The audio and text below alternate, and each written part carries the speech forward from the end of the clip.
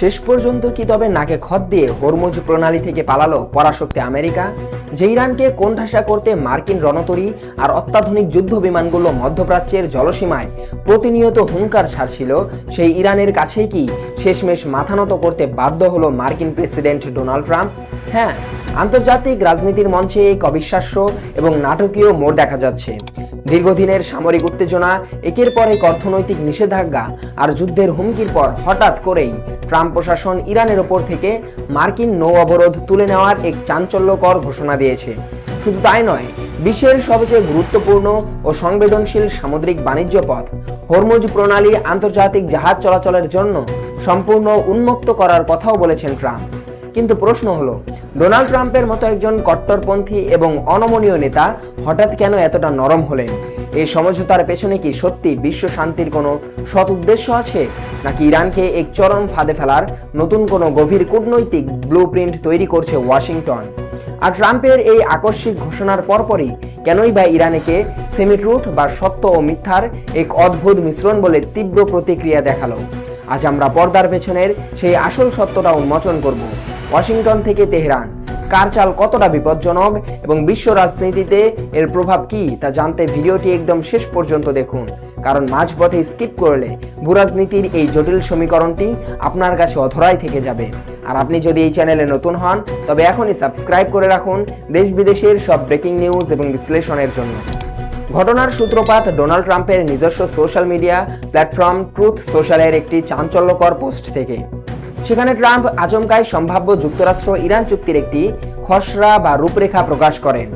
উপর থেকে দেখলে এটিকে একটি বড় কূটনৈতিক সমঝোতা বা আমেরিকার পিছু হটে যাওয়া মনে হলেও ট্রাম্পের এই ঘোষণার আড়ালে লুকিয়ে আছে অত্যন্ত চতুর ও মারাত্মক কিছু শর্ত। ট্রাম্প সাফ জানিয়ে দিয়েছেন, ইরানকে যদি মার্কিন নৌ অবরোধ থেকে মুক্তি পেতে হয় তবে তাদের স্থায়ীভাবে এবং চিরকালের জন্য পারমাণবিক অস্ত্র তৈরির সব ধরনের গবেষণা ও চেষ্টা বন্ধ করার লিখিত প্রতিশ্রুতি দিতে হবে। এর পাশাপাশি হরমুজ প্রণালী দিয়ে আন্তর্জাতিক বাণিজ্যিক জাহাজ চলাচলের সময় ইরান কোনো ধরনের টোল বা অতিরিক্ত মাশুল আদায় করতে পারবে না, অর্থাৎ সম্পূর্ণ বিনামূল্যে এবং নিরাপদে পশ্চিমা জাহাজগুলোকে পারাপার করতে দিতে হবে।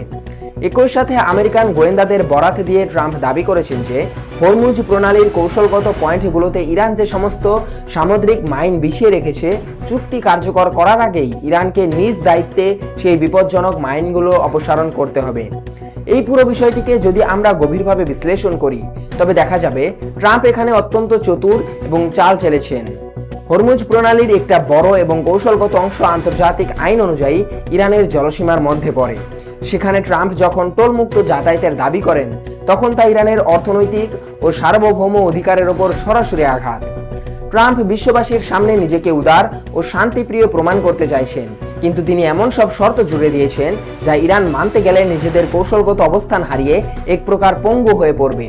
ট্রাম্পের এই পুরো ঘোষণার মধ্যে সবচেয়ে বিস্ফোরক, রহস্যময় এবং বিতর্কিত অংশটি ছিল ইরানের ভূগর্ভস্থ পারমাণবিক স্থাপনা এবং মার্কিন B-2 বোমারু বিমান সংস্থার দাবিটি। সামরিক বিশ্লেষকদের মনে থাকার কথা, আজ থেকে প্রায় 11 মাস আগে আমেরিকার অত্যন্ত গোপনীয় এবং রাডার ফাঁকি দিতে সক্ষম B-2 বিমান দিয়ে ইরানের একটি অতি সুরক্ষিত ভূগর্ভস্থ পারমাণবিক বাংকারে একটি শক্তিশালী হামলা চালানো হয়েছিল। মার্কিন সামরিক সদর দফতর পেন্টাগনের দাবি অনুযায়ী সেই হামলায় ইরানের পরমাণু কেন্দ্রটি মারাত্মকভাবে ক্ষতিগ্রস্ত হয়েছিল। এখন ট্রাম্প তার পোস্টে নতুন করে দাবি করেছেন যে সেই ক্ষতিগ্রস্ত ভূগর্ভস্থ স্থাপনার ভেতরে ইরান যে সমৃদ্ধ ইউরেনিয়াম বা ইনরিচড ইউরেনিয়াম লুকিয়ে রেখেছে তা উদ্ধার করতে হবে। শুধু উদ্ধার করলেই হবে না, জাতিসংঘের আন্তর্জাতিক পরমাণু শক্তি সংস্থা বা IAEA এর কর্মকর্তাদের সরাসরি তত্ত্বাবধানে সেই ইউরেনিয়ামকে চিরতরে ধ্বংস করতে হবে। আন্তর্জাতিক প্রতিরক্ষা বিশেষজ্ঞদের মতে এই দাবিটি নিয়ে বিশ্ব রাজনীতিতে নতুন করে তোলপাড় শুরু হয়েছে। আমেরিকা যদি সমঝোতার নামে ইরানের মাটির গভীর থেকে ইউরেনিয়াম বের করে ধ্বংস করার শর্ত দেয় তবে তার মূল অর্থ দাঁড়ায় ইরানকে সম্পূর্ণভাবে সামরিক ও প্রযুক্তিগত দিক থেকে নিরস্ত্র করা। ডোনাল্ড ট্রাম্প এখানে দ্বিমুখী নীতি খেলছেন। তিনি একদিকে ইরানের বন্দরগুলোর ওপর থেকে অবরোধ তুলে নেওয়ার প্রলোভন দেখাচ্ছেন যা ইরানের ধসে পড়া অর্থনীতিকে বাঁচাতে পারে, কিন্তু তার বিনিময়ে তিনি ইরানের পারমাণবিক প্রতিরক্ষার মূল মেরুদণ্ডটি ভেঙে দিতে চাইছেন। আমেরিকার এই হাই প্রোফাইল প্রচারণার পর তেহরান কিন্তু মোটেও চুপ করে বসে থাকেনি। ট্রাম্পের পোস্টটি আলোড়ন তোলার মাত্র কয়েক ঘন্টার মধ্যেই ইরানের রাষ্ট্রীয় সংবাদ সংস্থা ফার্স্ট নিউজ অত্যন্ত কড়া ভাষায় এর আনুষ্ঠানিক প্রতিক্রিয়া জানায়। ইরান সরকার ট্রাম্পের এই বক্তব্যকে সরাসরি সত্য ও মিথ্যার এক মনগড়া কোলাজ বলে উড়িয়ে দিয়েছে। ইরানি কূটনৈতিক কর্মকর্তাদের মতে ওয়াশিংটনের সাথে পর্দার আড়ালে যে প্রকৃত খসড়া চুক্তি নিয়ে আলোচনা চলছে, ট্রাম্প সেই সত্যের কেবল নিজের সুবিধাজনক অংশটুকু নিয়েছেন এবং বাকি অংশগুলোকে ইচ্ছাকৃতভাবে বিকৃত করে বিশ্ববাসীর সামনে উপস্থাপন করেছেন।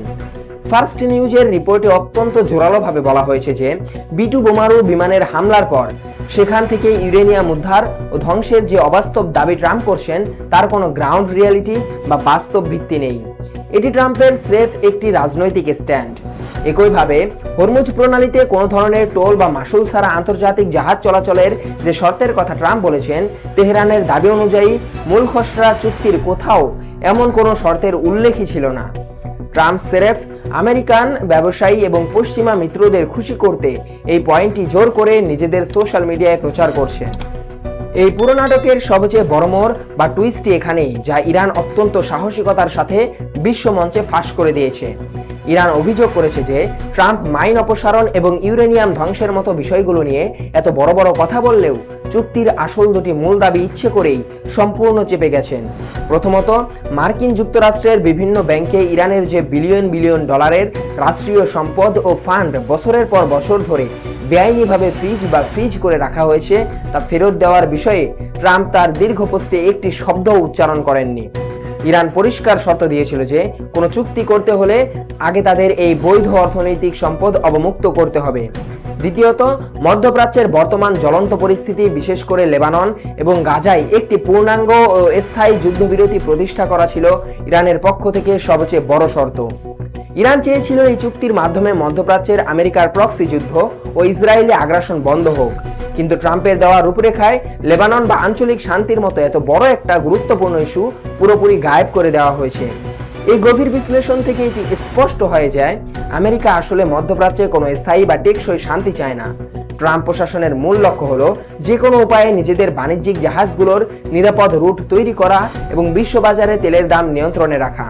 অথচ ইরানের অর্থনৈতিক মুক্তি এবং আঞ্চলিক নিরাপত্তার যে ন্যায্য দাবি, সেগুলোকে তারা সম্পূর্ণ পাত্তাই দিচ্ছে না।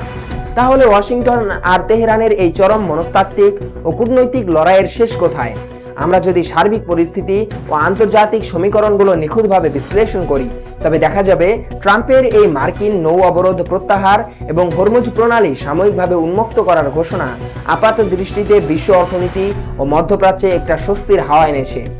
বিভিন্ন বন্দরে আটকে থাকা পণ্যবাহী ও আন্তর্জাতিক বাণিজ্যিক জাহাজগুলো হয়তো আবার চলাচল শুরু করবে, যা বৈশ্বিক সাপ্লাই চেইনকে কিছুটা গতিশীল করবে।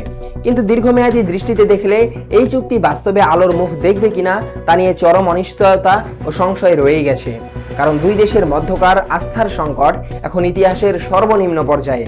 ট্রাম্পের চাপিয়ে দেওয়া এই একতরফা শর্তগুলো ইরানের জন্য এক প্রকার কূটনৈতিক আত্মসমর্পণের শামিল, যা তেহরানের বর্তমান নেতৃত্ব কোনো অবস্থাতেই মেনে নেবে না।